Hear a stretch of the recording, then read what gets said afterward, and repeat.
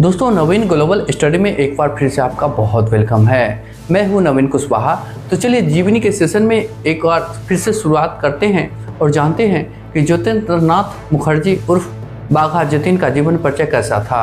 दोस्तों, ये महान साहसी थे। दोस्तों, इनके बारे में अगर कहेंगे तो आपको आश्चर्य लगेगा। दोस्तों, घर पहुंचने के लिए ये ट्रेन से नदी में कूद जाते थे। दोस्तों, ऐसे साहसी थे। दोस्तों, इन्होंने एक खुखरी से एक बाघ का हत्या कर दिया था। दोस्तों, ऐसे बलशाली थे। दोस्तों, एक बिगड़ैल घोड़े को गर्दन से लिपट कर और उसे अपने कब्जे में ले लिया था। दोस्तों, इनके बारे में जितना कहा जाए कम है। एक बार पूरी जीवनी को आप देखें, फिर पता चलेगा कि कैसे थे हमारे बाघा जतीन, महान क्रांतिकारी। दोस्तों, ये हैं ज्योतिन्द्र नाथ मुखर्जी उर्फ बाघा जतीन। बाघा जतीन का वास्तविक नाम बांग्ला भाषा के उच्चारण के अनुसार ज्योतिन्द्र नाथ मुखर्जी था। बाघा जतीन उनका उपनाम हो गया था, वह भी इस कारण क्योंकि उनके द्वारा एक बाघ को खुखरी से मार गिराया गया था। उनका जन्म 6 दिसंबर 1879 को कृष्णनगर, बंगाल के करीब कया गांव में हुआ था। पिता की मृत्यु के पश्चात उनका पालन पोषण नलिहाल में ही हुआ था। उनकी माता का उन पर व्यापक प्रभाव था। इस कारण उन्हें आध्यात्मिक संस्कारों के अतिरिक्त आत्मबल, मनोबल, बाहुबल के बारे में बचपन से ही अच्छे संस्कार प्राप्त हुए थे। वह उच्च पढ़ाई के लिए कोलकाता गए थे। कहते हैं कि वह समय बचाने के लिए चलती हुई रेल से नदी में कूद जाते थे जब वह उनके गांव के करीब से रेल गुजरती थी। जाहिर है कि स्टेशन काफ़ी दूर था और वहां से गांव आने में समय लग जाता था। इस प्रकार खतरा उठाते हुए तनिक भी भय उनको नहीं लगता था। यह संस्कार उन्हें माता सरस्वती देवी से प्राप्त हुआ था। बाघा जतीन कहलाए। एक दफ़ा उन्हें मालूम हुआ कि गांव के निकट जंगल में कोई जानवर है जो पालतू पशुओं को उठाकर ले जाता है। तब ग्रामीणों की मदद के लिए वह जंगल में गए। जतीन के ममेरे भाई के पास एक बंदूक थी, किंतु वह छर्रे वाली धमाकेदार बंदूक थी। उनका उपयोग हिंसक पशुओं के शिकार के लिए नहीं किया जा सकता था। माताजी के पास जो बंदूक थी वह जतीन को नहीं दी जा सकती थी। इस कारण वह दल के बिना आग्नेय शास्त्र के बिना ही जंगल में हिंसक जानवर की टोह लेने पहुंच गए। हाँ, ज्योतिन्द्र नाथ मुखर्जी के पास एक खुखरी अवश्य ही रहती थी। जंगल में पहुंचने के पश्चात उन्होंने एक बाघ को देखा जो काफ़ी विशाल था। मेरे भाई ने उत्तेजनावश छर्रे वाली बंदूक की लिबलिबी दबा दी। उससे गर्जना तो होती ही थी। बाघ ने भड़क कर हमला किया तो मेरा भाई ही सामने था। पास ही जतीन भी थे। जतीन ने मेरे भाई को एक किनारे किया और फिर हमला करने वाले बाघ के साथ खुखरी के बल पर संघर्ष करने लगे। यह विचित्र प्रकार का मल्लयुद्ध था। सभी विस्फारित नेत्रों से देख रहे थे। जतीन ने उसकी गर्दन को बाईं भुजा में दबाकर दाईं भुजा से खुखरी द्वारा उस पर अंधाधुंध वार प्रारंभ कर दिया। कई मिनटों के संघर्ष के पश्चात दोनों एक साथ शांत होकर गिर पड़े। फर्क महज इतना था कि बाघ खुखरी की चोटों से मर चुका था, किंतु ज्योतिन्द्र नाथ सिर्फ मूर्छित ही हुए थे। जतीन को प्राथमिक उपचार के बाद गांव से कोलकाता भेज दिया गया। तब उनके जख्मों को देखते हुए किसी को उम्मीद नहीं थी कि जतीन की प्राण रक्षा हो जाएगी। लंबी चली चिकित्सा। दोस्तों, घायल जतीन के जिस्म पर बाघों के दांत के नाखूनों के अनेक घाव थे। डॉक्टर सुरेश प्रसाद सर्वाधिकारी ने उसकी चिकित्सा की थी। लोगों का मानना था कि बचना कठिन है, किंतु होश में आने के पश्चात जतीन हमेशा यही कहते थे कि मैं मरूंगा नहीं। 6 माह बिस्तर की मोहताजी भोगने के पश्चात वह चलने फिरने लायक हुए और कुछ समय बाद उनमें पहले जैसी ताकत लौट आई। इस प्रकार उनके नाम के साथ बाघा शब्द जुड़ा और उन्हें बाघा जतीन पुकारा जाने लगा। दोस्तों, व्यायाम के शौकीन थे। जतीन का बलिष्ठ जिस्म व्यायाम के द्वारा बनाया गया था और शौर्य, उपकारिता का भाव व संस्कारशील भावों का सृजन उसकी माँ सरस्वती देवी ने रामायण, महाभारत, पुराणों में दर्ज वीरों की गाथाएं सुनाकर गढ़ा था। जतीन को व्यायाम व घुड़सवारी का बेहद शौक था। मैट्रिक उत्तीर्ण के पश्चात जतीन कृष्णनगर के जिस कॉलेज में भर्ती हुए उसमें व्यायाम की ठीक व्यवस्था नहीं थी। उचित व्यवस्था एक अन्य कॉलेज में थी, किंतु वहां का प्रबंधन स्वयं कॉलेज के अतिरिक्त बाहरी छात्र को आने की अनुमति नहीं देते थे। तथापि जतिन उस कॉलेज के आंगल प्रचार के पास गए और उनसे व्यायामशाला में आने की इजाज़त मांगी। उनका कद काठी, विनम्रता, तीव्र इच्छा को देखकर प्रचार ने इजाज़त दे दी। कॉलेज के व्यायाम शिक्षक श्री सुरेंद्रनाथ बंदोपाध्याय तो उनके शील और स्वभाव से इतने मोहित हुए कि उन्हें अपनी तमाम विद्या सिखा दी। कुश्ती का अभ्यास जतिन ने बंगाल के प्रसिद्ध मल्ल श्री क्षेत्र चरण गोहो के पास रहकर पूर्ण किया था। वह मल्ल विद्या में प्रवीण हो गए, घोड़े को काबू किया। एक दफा का वाकया है कि जतिन बाजार में एक दुकान से कुछ खरीदारी कर रहे थे। एकाएक शोर मचा, दौड़ो दौड़ो बच्चों। मालूम पड़ा कि कोई बिगड़ैल घोड़ा रस्सा तोड़कर भाग रहा है। जो सामने से आ रहा है जो सामने आता था उसे कुचल देता था। घोड़े के साइस उसे पकड़ने के लिए उसका पीछा कर रहे थे। इससे वह और ज़्यादा क्रोधित हो रहा था। तमाम लोग डरकर इधर उधर दौड़ने लगे। वहाँ संपूर्ण अफरा तफरी मच गई थी। जतिन ने घोड़े को आते देखा तो वह लपककर उसकी तरफ झपटे और उसकी गर्दन को आयालों को थामकर गर्दन से लटक गए। इससे दौड़ते घोड़े का तूफान थम गया। उसने झटका देकर गर्दन छुड़ाने का प्रयास किया, किंतु जतिन पकड़े रहे। तब तक साइंस दौड़कर आए और उन्होंने घोड़े को रस्से से बांध लिया। ऐसा कहा जाता है कि इस घटना के बाद में जतिन की बहादुरी को लेकर चर्चाएं आम थी और वह नायक मान लिए गए थे। सच्चाई नहीं छिपाई दोस्तों। एक दफ़ा विद्यालय में एक छात्र गेंद से खेल रहे थे। अचानक गेंद कक्षा में बनी खिड़की के कांच से जा लगी। कांच टूटकर बिखर गया। अध्यापक ने पूछा कि कांच किसने तोड़ा, किंतु किसी ने बताने से मना कर दिया। इस पर प्रधानाचार्य ने सभी विद्यार्थियों को 1-1 रुपये से दंडित किया। कांच जतिन द्वारा फेंकी गई गेंद से टूटी थी। जतिन को लगा कि उसके किए का दंड दूसरे छात्र क्यों भोगे। उन्होंने प्रधानाध्यापक के पास जाकर सच्चाई बताई और कांच उसकी गलती से टूटा है, जो भी दंड है उसे अकेले मिलना चाहिए। दयावान जतिन को सफर के दौरान मार्ग के किनारे एक वृद्धा घास के बड़े भारी गट्ठर के पास खड़ी मिली। वह चाहती थी कि कोई गट्ठर महज उठाकर उसके सिर पर रख दे। वहां से गुजरते हुए लोग उसकी प्रार्थना को दरकिनार करके आगे बढ़ जाते थे।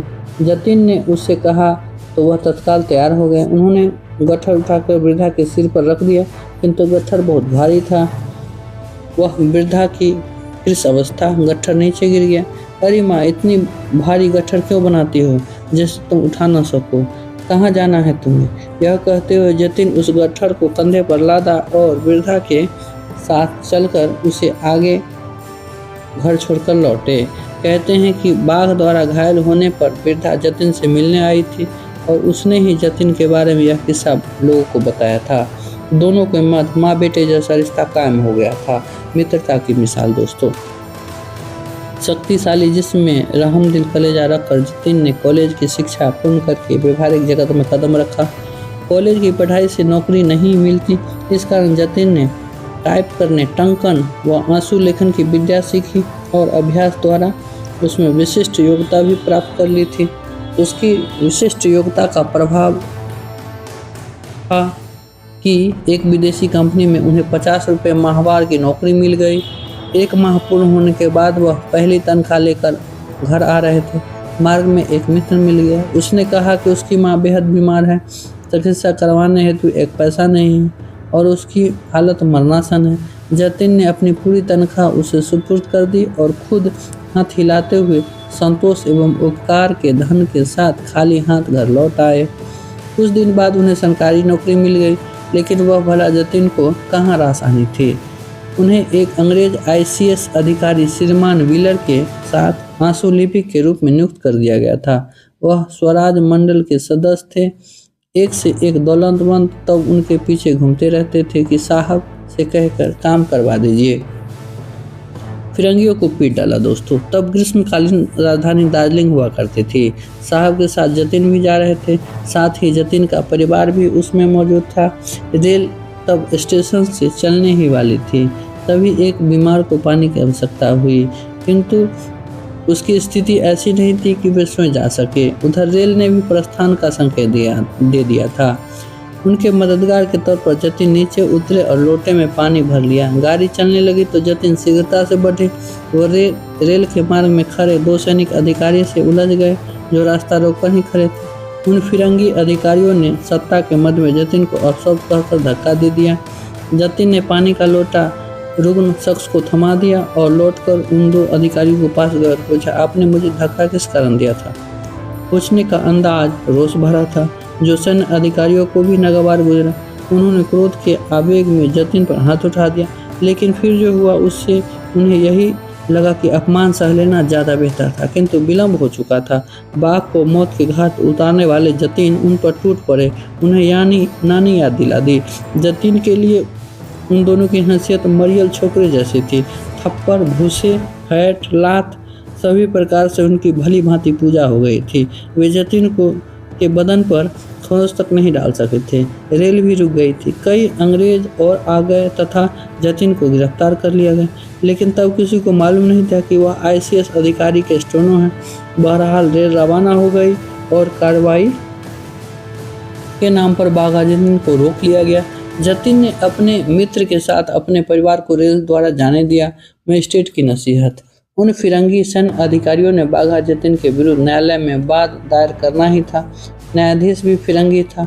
उसने उस सैनिक अधिकारियों से कहा, एक सामान्य हिंदुस्तानी ने तुम 2 अंग्रेज सेना अधिकारियों को पीट डाला, क्या इससे भी तुम दोनों की व अंग्रेज कौम की बदनामी नहीं होगी?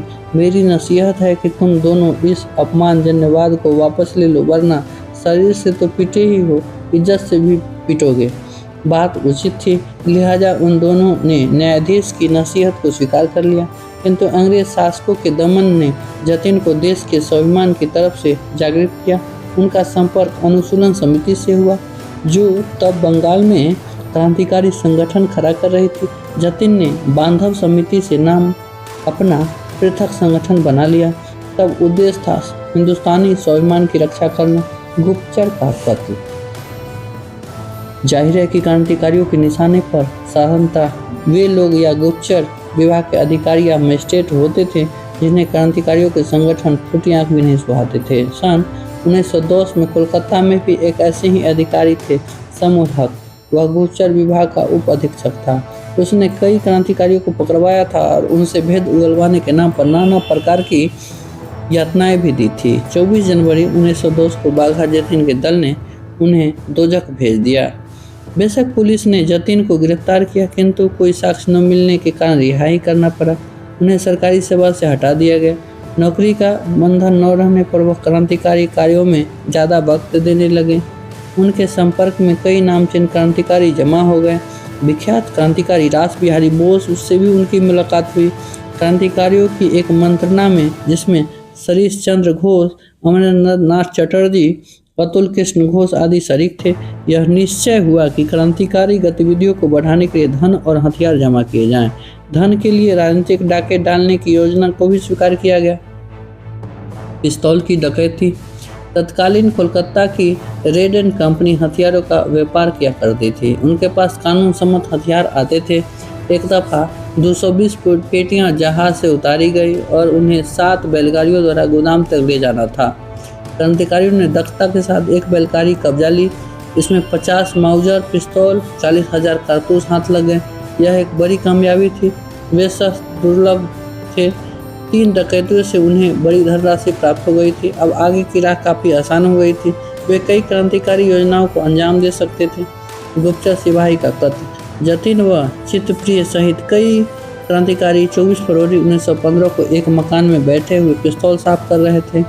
बेलिया घाट की डकैती डाले अभी 2 ही दिन गुजरे थे।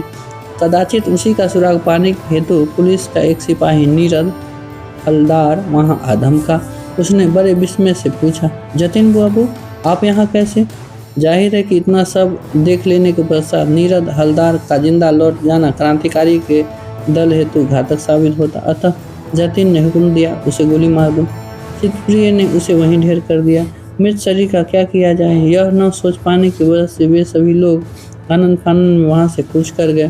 शीघ्रता में वे यह देखना भूल गए कि नीरद हलदार मरा भी है अथवा नहीं। नीरज हलदार घायल ही था। क्रांतिकारियों के भाग जाने के बाद वह किसी प्रकार मकान से निकला। उसने लोगों को बता दिया कि उससे जतिन और चित्रप्रिय ने मारा है। इसके पश्चात कुछ ही देर में वह मर गया, किंतु मृत्यु पूर्व बयान कानून के लिहाज से महत्वपूर्ण होते हैं। विदेश जाने से इनकार। जतिन को कहा गया कि उनके लिए भूमिगत होना जरूरी है। शुभचिंतक चाहते थे कि मामले के ठंडा पड़ने तक कुछ दिन के लिए विदेश जाना सही रहेगा, किंतु जतिन ने कहा, जिनके साथ जीने मरने की कसम लेने के बाद अपना घर त्यागा है, उन साथियों को विपदा में छोड़कर विदेश जाने की बात मेरे ख्वाब में ही नहीं आ सकती है। यदि मैं देश के दुश्मनों से संघर्ष करते हुए मारा जाऊं तो इससे बढ़िया कुछ अन्य नहीं हो सकता। विलक्षण आत्मनियंत्रण, शक्ति एवं निर्दयता के अलावा बाघा जतिन का आत्मनियंत्रण भी विलक्षण था। एक समय पर फरींद्र चक्रवर्ती व भूपति मजूमदार रेल से सफर कर रहे थे। मार्ग में एक स्टेशन से जतिन व नरेंद्रनाथ भट्टाचार्य उसी डिब्बे में आ चढ़े और उनके पास ही बैठ गए। अगले स्टेशन पर दो अंग्रेज उसी डिब्बे में चढ़े और बैठने के लिए बाघा जतिन और नरेंद्रनाथ को धक्का देने लगे। समझाने का प्रयास करने पर लड़ने मरने को तैयार हो गए। इस फरींद्र चक्रवर्ती ने पिस्तौल निकालने की जेब में हाथ डाला, किंतु बाघा जतिन ने उन्हें संकेत देकर रोक दिया। चंद वर्ष पूर्व सिलीगुड़ी स्टेशन पर अकेले ही दो अंग्रेज सैन्य अधिकारियों की ताजपोशी करने वाले बाघा जतिन ने उनसे उन फिरंगियों के लिए स्थान खाली करते हुए कहा, साहब आप क्रोध न करें, हमारे स्थान पर बैठ जाएं, हम तो खड़े होकर भी चले जाएंगे। जब वे अंग्रेज अपने वांछित स्टेशन पर उतर गए तब जतिन ने फरींद्र को समझाया तो उन लोग उसकी बदतमीजी से क्रुद्ध हो गए और अपने पांव पर कुल्हाड़ी मारने वाले थे। यदि उनसे निपटना ही होता तो मैं अकेले ही उन दोनों को डिब्बे से बाहर फेंक सकता था, किंतु तब जिस उद्देश्य से हम खुद को छिपा कर जा रहे हैं वह पूरा नहीं हो पाता। जिसमें आत्मनियंत्रण नहीं है वह क्रांति के पथ पर चलने लायक भी नहीं है। फरींद्र चक्रवर्ती को समझ में आ गया कि मौके की नजाकत का ध्यान रखकर ही उचित निर्णय करना चाहिए और सभी वक्त पर समान व्यवहार हितकारी नहीं हो सकता। जतिन अपने साथियों के लिए इस प्रकार शिक्षक भी साबित हुआ करते थे। आगे जतिन, पीछे पुलिस। अंततः यह तो होना ही था। पुलिस जान गई कि बाघा जतिन खतरनाक क्रांतिकारी है जिसके रिहा रहते अंग्रेजों के आए दिन मौत का अंदेशा बना रहेगा। एक बार 9 सितंबर 1915 को जतिन व उसके 4 साथी पुलिस को गच्छा देकर गांव की तरफ निकल गए। 2 दिन तक वह भूखे प्यासे निरंतर चलते रहे। थकान व भूख के मारे बुरा हाल हो चुका था। एक मल्लाह एक स्थान पर अंगीठी जलाकर भोजन पका रहा था। जतिन ने उनसे अनुरोध किया, हम 2 दिन से भूखे हैं, तुमने जो भात बनाया है वह हमें दे दो, बदले में तुम्हें मनचाहा धन दे दिया जाएगा। मल्लाह बोला, जो भात मैंने अपने लिए पका है उसे बेचना अधर्म होगा, किंतु भोजन के वक्त आप लोग मेरे अतिथि हैं, जो कुछ मेरे पास है उसे आप बिना संकोच के ग्रहण कीजिए। बाघा जतिन ने आभार के स्वरूप में कहा, ठीक है भाई, हमें तुम्हारा आतिथ्य बनना मंजूर है, तुम्हें ब्राह्मण को भोजन करवाने का पुण्य प्राप्त होगा। तब बाघा जतिन को कहाँ पता था कि यह कथन ही उनके भोजन को कोसों दूर कर देगा, किंतु हुआ भी यही ऐसा ही। सुनते ही मल्लाह तमक गया। भय में सहमी मुद्रा में उसने कहा, तब तो मैं आपका आतिथ्य नहीं कर सकता। धीवर होकर मैं अपना पकाया भोजन आपको खिलाऊं तो आपकी जाति जाएगी और मैं तथा मेरे पुरखे नरकगामी होंगे। मुझे माफ़ कर दें।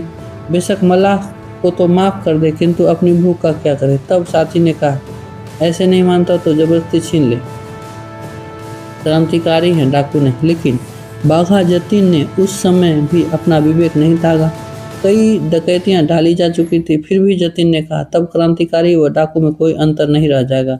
वह मल्लाह अपने भी और हमारे भी धर्म की रक्षा कर रहा है और मल्लाह के भात को मल्लाह हेतु छोड़कर भूखे प्यासे 5 क्रांतिकारी अपनी राह पर आगे बढ़ गए। जतिन का प्रभाव ही था कि किसी भी साथी ने फिर बहस या जिद नहीं की। चलते हुए दमुद्रा गांव पहुंचे। अंग्रेजों के दुष्प्रचार के प्रभाववश अंग्रेजों ने उन्हें डाकू समझकर विभिन्न प्रश्न पूछे। परेशानी यह थी कि उन्हें पूर्ण सत्य का नहीं कहा जा सकता था और झूठ से उन्हें तसल्ली नहीं मिलती थी। सही कहा नहीं जाएगा और झूठ बोला नहीं जाएगा तो करे तो क्या करे। क्रांतिकारी निरुपाय होकर आगे बढ़ गए, किंतु ग्रामीणों ने उन्हें डाकू समझकर उसका पीछा करना जारी रखा। यह स्थिति क्रांतिकारियों के लिए खतरनाक थी। पुलिस पीछे थी और वे एकांत चाहते थे। तब उन्हें गांव वालों को वहां से खदेड़ा जाना आवश्यक लगा। तब गांव वालों को भागने हेतु उन्होंने गोली दागी, किंतु एक ग्रामीण मारा गया। गांव वाले का शक पुख्ता हो गया।